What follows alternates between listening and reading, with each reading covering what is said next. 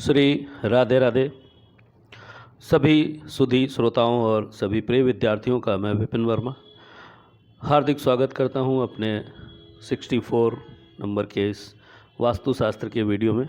और हम लिखना शुरू करेंगे अगली हेडिंग, स्ट्रेस व व्यवहारिक समस्याएं। वैसे मैं ये हेडिंग कवर कर चुका हूँ पिछले वीडियो में, पर ब्रीफिंग रह गई थी, तो ब्रीफिंग और हेडिंग एक साथ ही दोनों ले लेते हैं, जिससे जिन लोगों का छूट गया है या जो लोग पहली बार इस चैनल पे आए हैं और वो लिख रहे हैं तो उनके लिए। स्ट्रेस व व्यवहारिक समस्याएं डैश।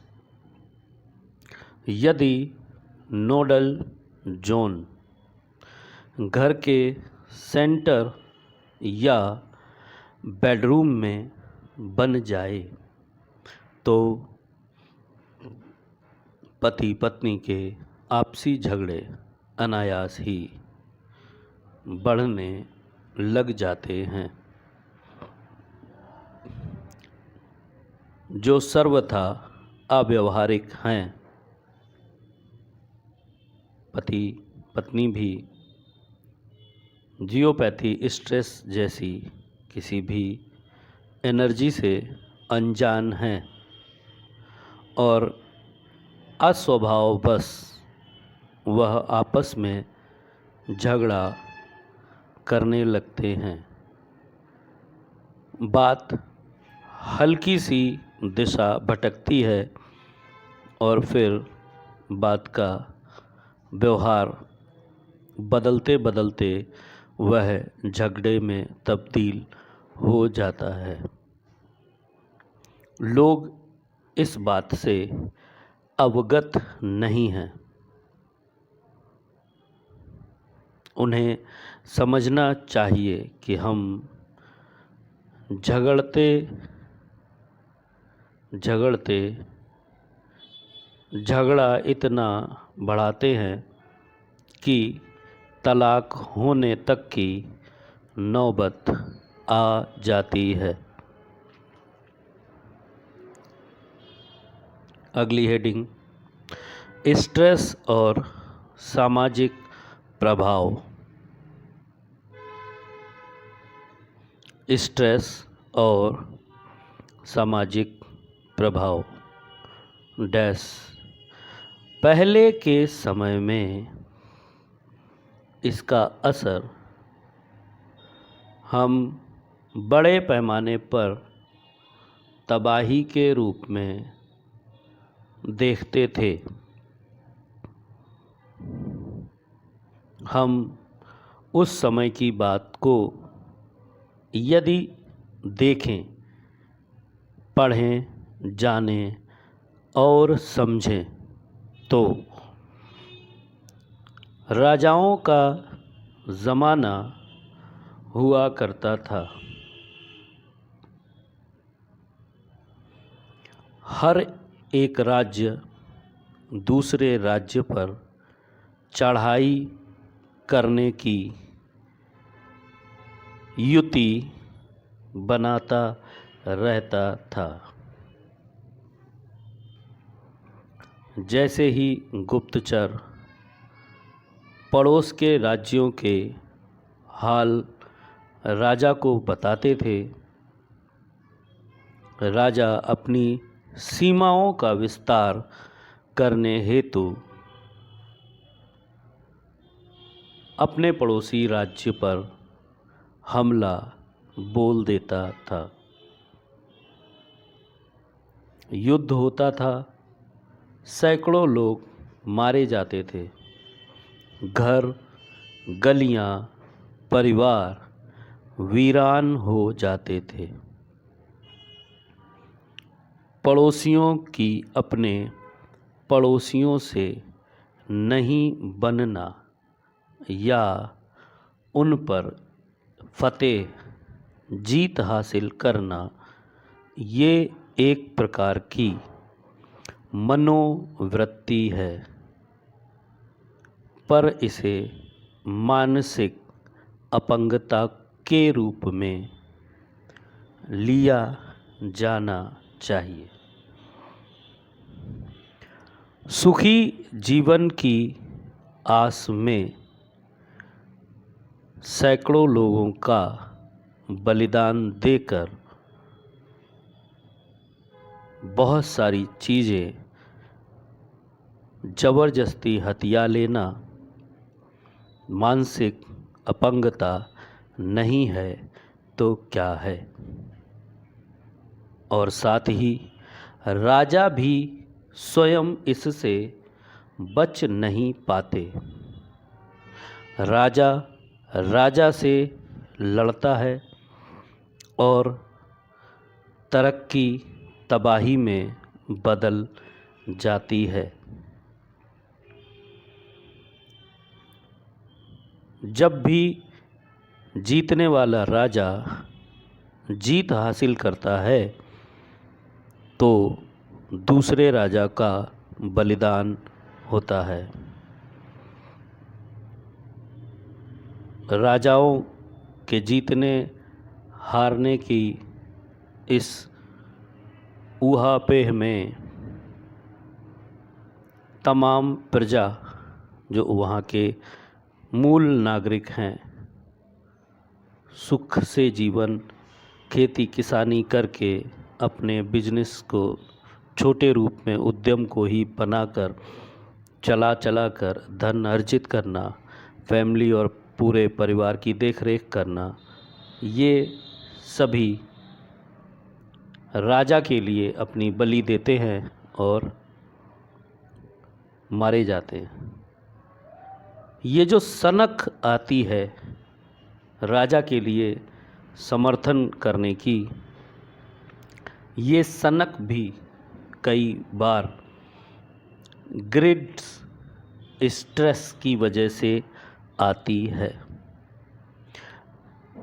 ग्रिड्स स्ट्रेस इसका मुख्य कारण माना गया है। अगली हेडिंग है स्ट्रेस की पहचान। स्ट्रेस की पहचान।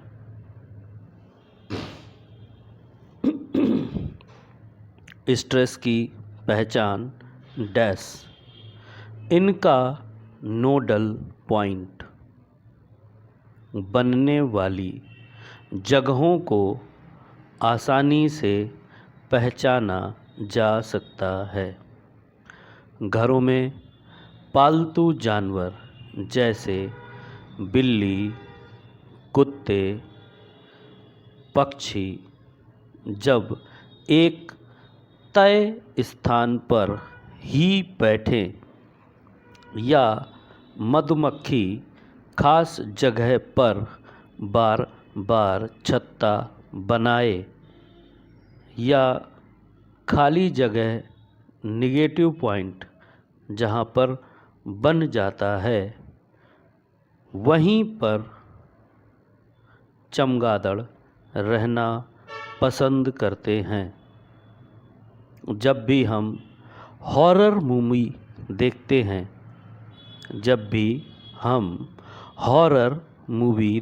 हैं तो उसमें एक खाली घर, मकान, बंगला, किला या खंडहर दिखाया जाता है जिसमें मकड़ी के जाले, धूल, सांप, बिच्छू और चमगादड़ अवश्य देखे जाते हैं। बहुत से खाली स्थान होते हैं जहाँ पर सांप की बाम्बी सांप वहीं पर बनाते हैं जहाँ पर नेगेटिव पॉइंट होता है। फिल्मों में देखे हुए, महसूस किए हुए परिस्थितियों को समाज से देखा समझा जांचा जाने के बाद पिक्चरों में, मूवीज़ में एक सीन के माध्यम से समझाने का प्रयास किया जाता है। बहुत जगह पर या बहुत बार सांप जो है वो दूसरे छोटे जानवर जो बिल बनाते हैं उनको खा लेता है और उनके बिलों पर कब्जा कर लेता है।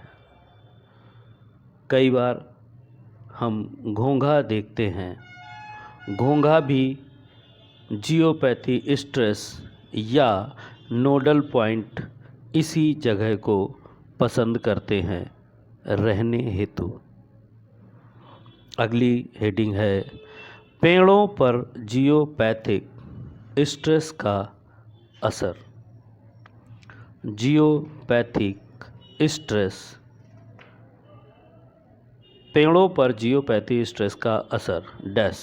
जियोपैथिक स्ट्रेस से पेड़ों की बनावट बदलती है व पेड़ों पर फल नहीं आते।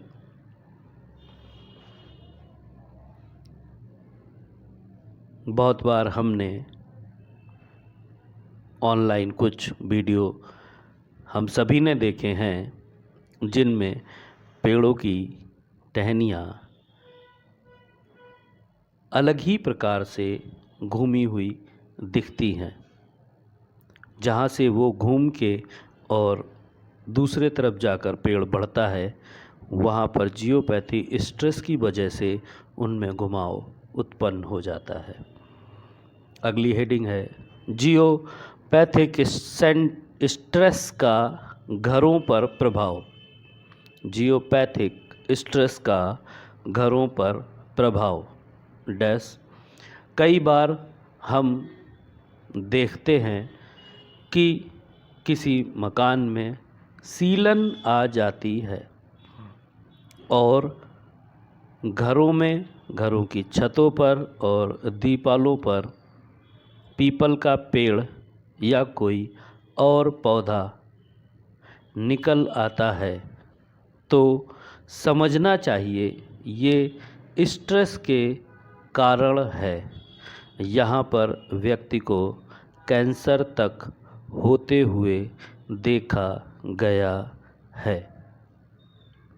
अगली हेडिंग है जियोपैथिक स्ट्रेस के मापन की विधि। जियोपैथी स्ट्रेस के मापन की विधि। मापन मतलब जांचना या नापना। नापना कहेंगे पर समझना या जांचना, अवलोकन करना भी कह सकते हैं। जियोपैथी स्ट्रेस के मापन की विधि डैश। जहाँ पर भी जियोपैथिक स्ट्रेस होता है वहाँ से होने वाले नुकसान व कारणों को समझना। अब इसको मापने का तरीका काफ़ी महीन है। वैज्ञानिकों की खोज का परिणाम है एक स्कैनर जिसको एनर्जी स्कैनर कहते हैं। और रोचक तथ्य ये है कि अब इस स्कैनर से हम इन नेगेटिव लाइंस को ब्लॉक भी कर सकते हैं। अंतिम हेडिंग है जियोपैथी स्ट्रेस की, लिख लीजिए। जियोपैथिक स्ट्रेस की क्षमताएं।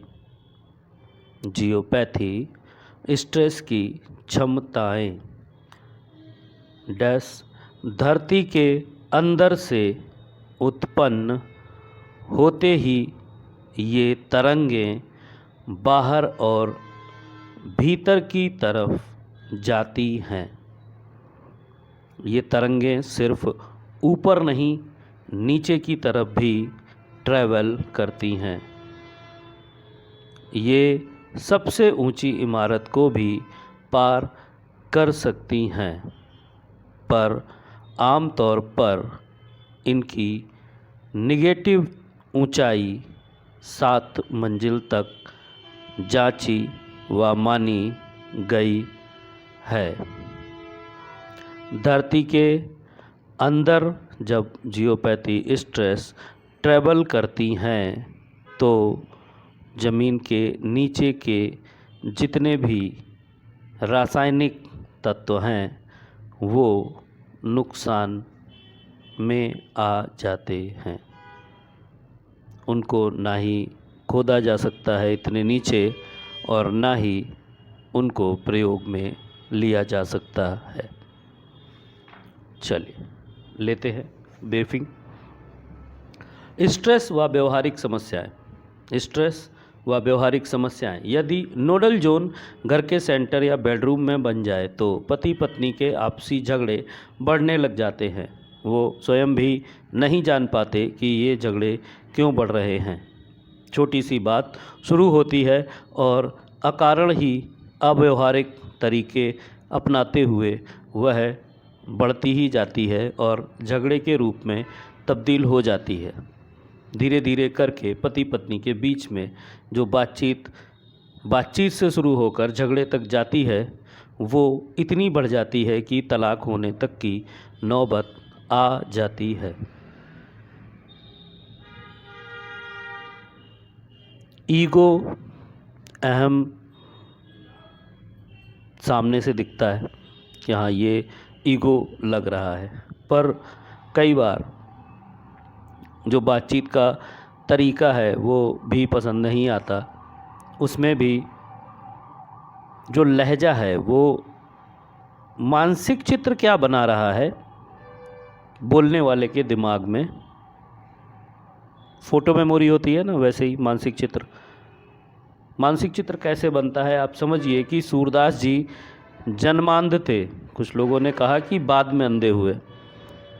उन्होंने जो नहीं देखते हुए कृष्ण जी की छवि का वर्णन किया है रंगों के साथ में, वो मानसिक चित्र है कि पीली सी लकुटिया पहने हैं, पीतांबर वेश रखा है, रत्न जड़ित हार पहने हैं, कानों में बुंदे पहने हैं। ऐसा जो दिव्य उन्होंने लिखा है, बोला है, लिखा तो दूसरे लोगों ने सुन के है, पर उन्होंने जो बोला है वो बोलने के लिए देखना पड़ा होगा। मतलब आंखें ही रंग नहीं देखती, दिमाग में भी केमिकल अपने आप में रंग बनाते हैं। तो जब आदमी इरिटेट होता है तो चित्र अलग बनता है। अब इसके लिए मसाई करके एक जापानीज़ साइंटिस्ट हैं, उन्होंने पानी पर हर तरीके का प्रयोग किया और उन्होंने फ़ोटो भी खींचे कि पानी में अगर आप निगेटिव सांस डालते हैं तो क्या होता है, अच्छी सांस डालते हैं तो क्या होता है।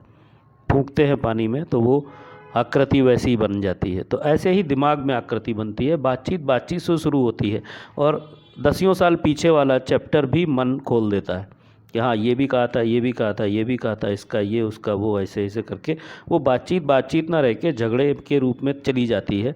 और झगड़े इतने बढ़ जाते हैं कि तलाक होने की नौबत आ जाती है। झुकना कोई नहीं चाहता, पर अगर दूर हो जाए, जज क्या करता है कि 1 महीने आप लोग 6 महीने से अलग रह रहे हैं ना, 1 महीने साथ रह के देखो, नई जगह पे, अपने घर में नहीं, दूसरे घर में एक कमरा ले लो कहीं, वहाँ पे जाके या किसी दूसरी जगह पे रह के देखो। अब हो सकता है कि जज को इसके बारे में जानकारी हो और वो इसलिए कहता है कि वातावरण बदल जाएगा तो चीज़ें चेंज हो जाएंगी। नहीं, पिक्चरों में कह देते थे कि आप लोग थोड़े दिन के लिए इनको कहीं बाहर सैर कराने के लिए ले जाइए, इनके मन पे गहरी चोट लगी है। तो वो जो चोट वाला सीन है वो बहस के रूप में आ जाता है ना। अगली हेडिंग है स्ट्रेस और सामाजिक प्रभाव। स्ट्रेस और सामाजिक प्रभाव, पहले के समय में इसका असर हम बड़े पैमाने पर तबाही के रूप में देखते थे। छोटे छोटे राज्य हुआ करते थे। कितने बड़े राज्य होते थे? 15 किलोमीटर का एक राज्य है, 15 किलोमीटर की उसकी सीमा है, उसके बाद दूसरा राज्य है। अब कैसे हम बताएं आपको, मान लीजिए हमारे यहाँ, मैं डिस्ट्रिक्ट कन्नौज का हूँ, तो कन्नौज एक राज्य है, ठीक है ना, कन्नौज का नाम तो अच्छे से सुना है। उसका एक सब राज्य है तिरवा। तिरवा के अंडर में बेला आता है। बेला के हम रहने वाले हैं, ननिहाल छिबरामऊ की, ठीक है। अब उस तरफ छिबरामऊ से 8 किलोमीटर की दूरी पे जाएं तो विशुनगढ़ एक अपना स्टेट है अलग। विशुनगढ़ और कन्नौज जो है ये अलग अलग 2 राज्य थे। इनके बीच में कभी शादियों की भी कुछ बात हुई। तिरवा अलग एक रजवाड़ा है, कन्नौज अलग एक रजवाड़ा है, बिशुनगढ़ एक अलग रजवाड़ा है, कानपुर के पास भी 1-2 रजवाड़े हैं। ये छोटे छोटे राज्य जो 15 किलोमीटर के रेडियस में है, और वो दूसरे के राज्य की जानकारी लेने के लिए गुप्तचर को भेजते हैं। पहले के समय में ऐसा होता था। बड़े बड़े राज्यों की बात कर लेते हैं कि चलो अकबर के टाइम की बात कर लेते हैं, तो अकबर चित्तौड़ पे करना चाहता था शासन, दिल्ली पे चढ़ाई कर दी उसने, ऐसे पढ़ा है ना आप सब लोग। हाँ, तो वही चीज़, एक राजा दूसरे राज्य को जीतने के लिए नरबली, सामने वाले राजा को मार दिया, सेना ने सेना को मार दिया, बहुत सारी, ये सब मानसिक रोगी माने गए। पड़ोसियों को अपने पड़ोसियों से बिल्कुल नहीं बनती, पड़ोसियों की अपने पड़ोसियों से बिल्कुल नहीं बनती, और राजा भी इससे बचा नहीं है। राजा भी अगर मरा है तो उसकी पत्नी भी विधवा हुई है, उसके बच्चे भी यतीम हुए। तो ये सारी चीज़ें जो है वो समझ पे जो प्रभाव पड़ता है वो स्ट्रेस का है।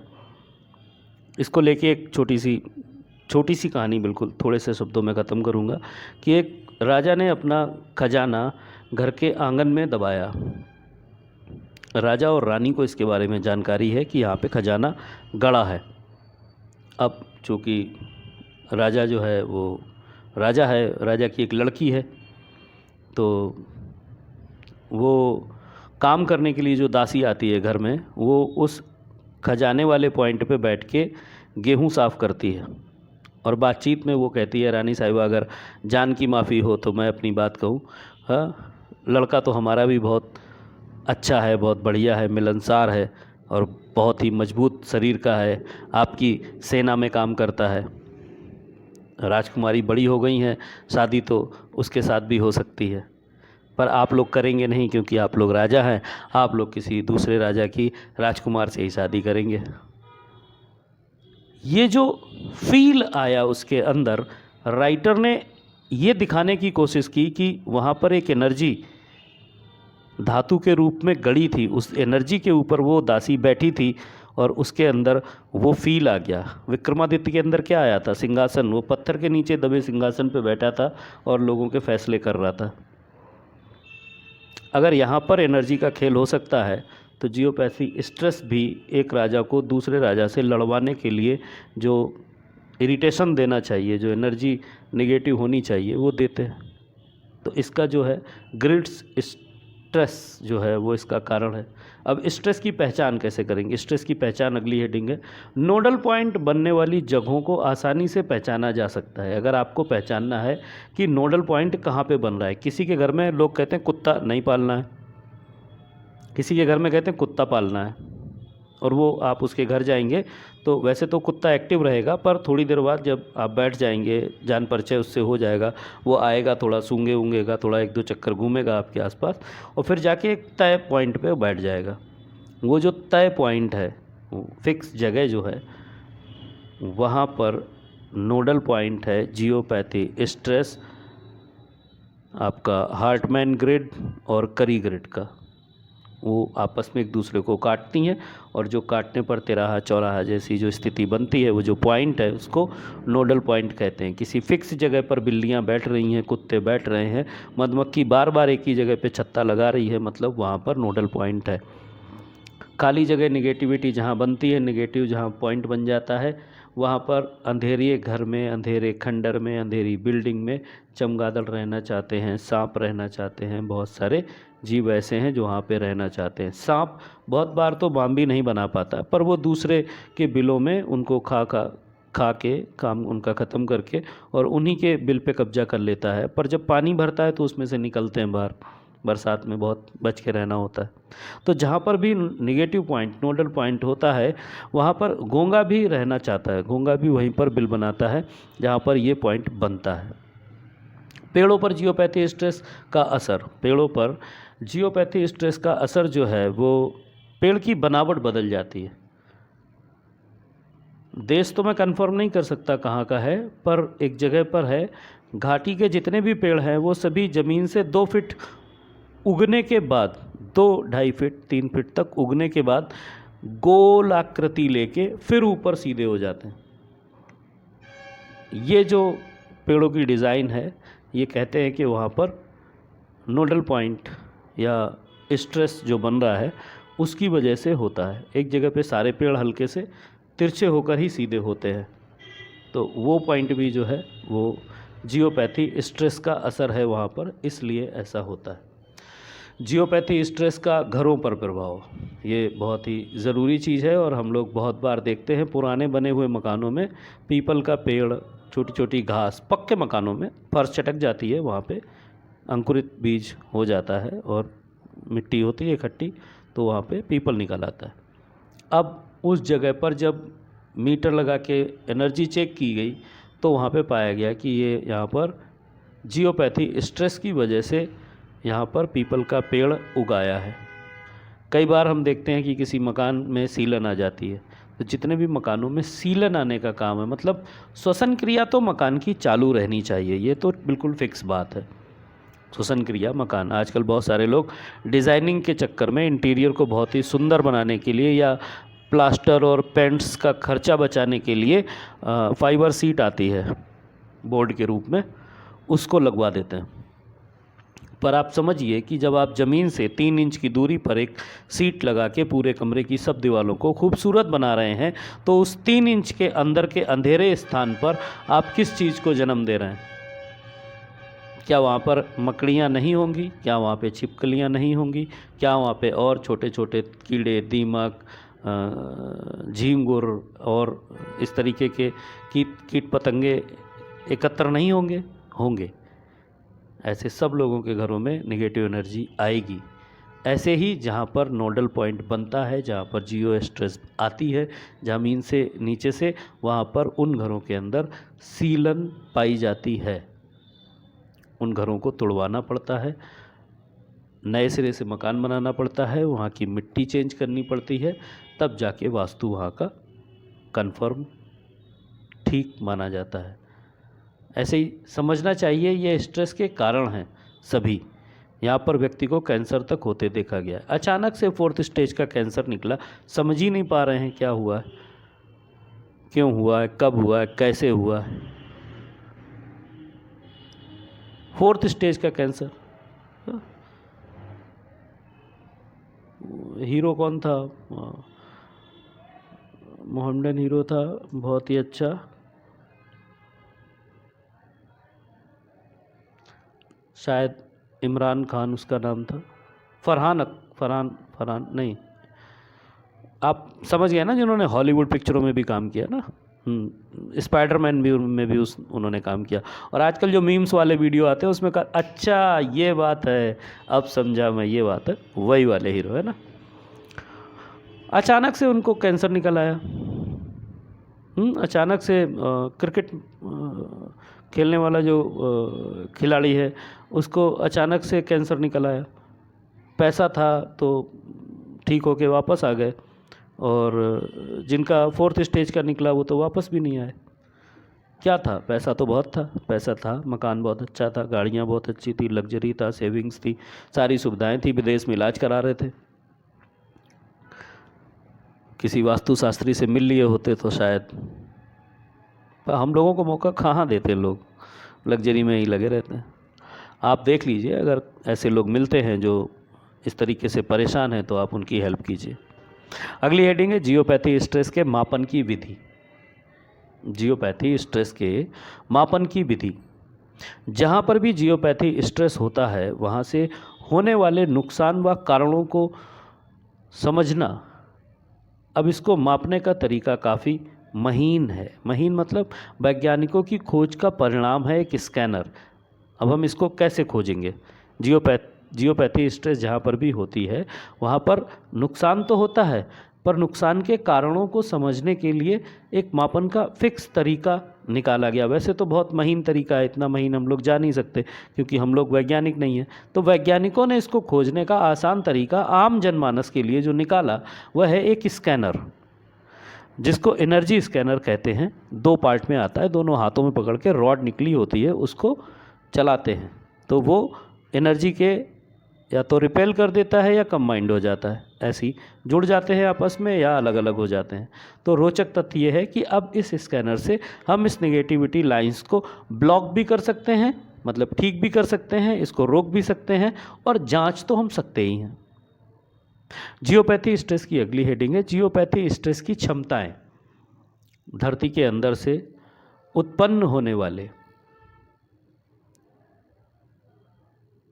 जो भी कारण है, धरती के अंदर से उत्पन्न होते ही ये तरंगे बाहर और भीतर, मतलब जहाँ से निकलती हैं वहाँ से पृथ्वी पर ऊपर की तरफ हम लोगों की तरफ आती हैं, और पृथ्वी के नीचे भी गुरुत्वाकर्षण शक्ति उसको नीचे भी खींचती है, तो नीचे की तरफ भी ट्रैवल करती है। तो नीचे की जितनी भी चीज़ें हैं वो सब नकारात्मक हैं, हम उनको इस्तेमाल नहीं कर सकते। जैसे हमने कहा कि अगर हम पृथ्वी की नीचे की सबसे नीचे की सतह पे जाएं, जहाँ पर लोग गए हैं, उन्होंने देखा है कि बहुत गहरे गहरे खौलते पानी के या खौलते केमिकल के, रसायन के ऐसे ऐसे कुएं जैसे हैं जिनमें जाया नहीं जा सकता, आदमी जल जाएगा और मर जाएगा। और ऐसे बहुत गहरे गहरे लाल अग्नि के लावे के जैसे भरे हुए कुएं देखे हैं आप, यूट्यूब पे सर्च करेंगे तो आपको मिल जाएगा। तो उसके नीचे अगर जियोपैथी स्ट्रेस और नीचे जाएगी तो वहाँ का केमिकल और ज़मीन की सारी धातुएं जितनी भी हैं उनको सबको तो नष्ट ही कर दिया है। तो जो तरंगे नीचे जाती हैं वो नीचे नुकसान करती हैं, उस एनर्जी से हम कोई भी चीज़ सही तरीके से नहीं निकाल पाएंगे ज़मीन से।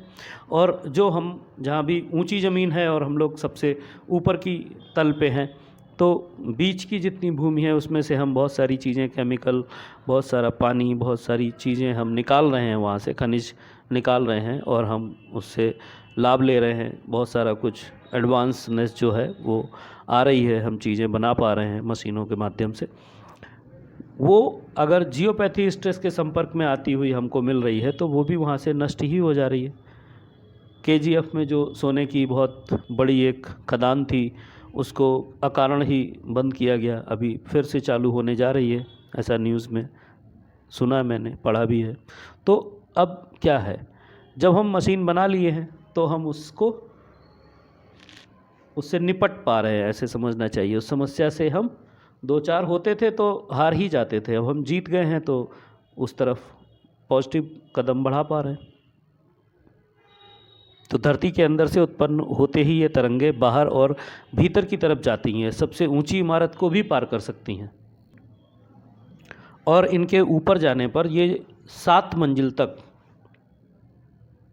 अगर हम जोड़ें तो 15 फीट के हिसाब से 1000 फीट ऊपर, 100 फीट, सॉरी 15 सत्ते 105, 100 फीट ऊपर तक ये जियोपैथी स्ट्रेस फ्लैट्स में रहने वाले लोगों को परेशान करती है। तो आप ये भी कह सकते हैं कि अगर आपका फ्लैट 6 फ्लोर 7 फ्लोर तक है तो आप उसके ऊपर के फ्लैट में शिफ्ट हो जाइए, जियोपैथी स्ट्रेस से तो बच ही जाएंगे। बाकी वास्तु जैसा इंटीरियर बनाया होगा उसके हिसाब से होगा। तो जियोपैथी स्ट्रेस का यहाँ तक चैप्टर था, ये हम समाप्त किए। अब जो भी बात होगी वो जहाँ पे हमने पहली वाली चीज़ें, उनके सारे जोन पढ़ाए थे, जोन के साथ में उनके एलिमेंट पढ़ाए थे, मेटल पढ़ाया था, उनसे होने वाली परेशानियाँ पढ़ाई थी, वो सारी चीज़ें लेके चलेंगे और उसको फिर नक्शे पे कैसे रखेंगे उस पे बात करेंगे। तो वास्तु की पढ़ाई का एस्ट्रो वास्तु शुभम की तरफ से माध्यम जो है, हमारा फेसबुक पेज और यूट्यूब चैनल है, यहाँ तक का हम कोर्स समाप्ति पर हैं और इसके आगे का हम विस्तार अगले वीडियो में देंगे। लगातार इस पढ़ाई को गतिमान रखेंगे, हम लोग लाइव सेशन भी करेंगे, पर हमारे सामने थोड़ी मजबूरी है क्योंकि हम यूट्यूब से लाइव 50 सब्सक्रिप्शन से कम अगर है तो नहीं चला सकते। तो 30 हो गए हैं, 20 और चाहिए। धीरे धीरे करके लोग जाग रहे हैं, धीरे धीरे करके लोगों को चीज़ और बात पसंद आ रही है तो लोग कर रहे हैं। पहले तो 18 ही थे, अभी 30 हो गए, मैं तो खुश हूँ 20 और हो जाएंगे, थोड़ा और खुश हो जाऊँगा। तो चलते हैं इसी को लेके, और बाकी पढ़ाई जो है वो अगले एपिसोड में करेंगे। Astro vastu Shubham YouTube channel और पेज के साथ यूँ ही बने रहिए, मुस्कुराते हंसते खेलते रहिए। त्योहारों का सीज़न चल रहा है, त्यौहार मनाते रहिए। होली आने वाली है कुछ महीनों पश्चात, उससे पहले अभी वैलेंटाइन का भी सीन आएगा। चलिए सभी को मेरी तरफ से प्यार भरा राधे राधे।